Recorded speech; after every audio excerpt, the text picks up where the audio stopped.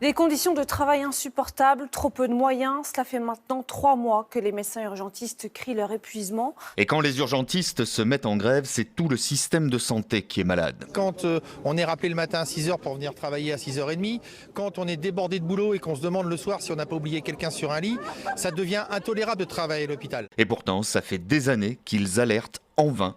Il leur faut des moyens. Il faut du personnel en urgence pour retrouver de bonnes conditions de travail. Et en même temps, il faut fidéliser ce personnel et il faut être attractif par les salaires.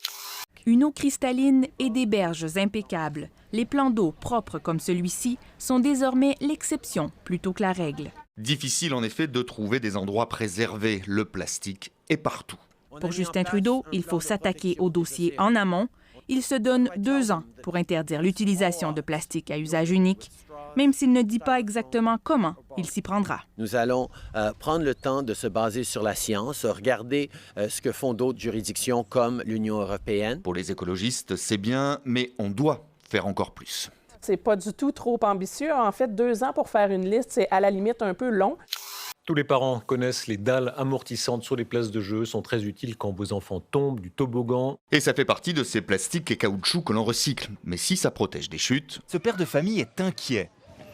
Donc là, vous voyez donc des granules de pneus recyclés, des vieux pneus de voiture. Si elles commandent de mettre leurs mains ou de mettre certains granulés dans la bouche, ça me poserait un problème. Alors, dangereux ou pas, embarras à l'Office fédéral de la santé. Moi, je fais de l'analyse du risque, je ne fais pas de l'analyse de la législation. Le responsable de la communication intervient. Ici, il n'y a pas de risque. 252 marches à gravir pour arriver en haut de la tour et sa vue imprenable sur la ville et ses environs.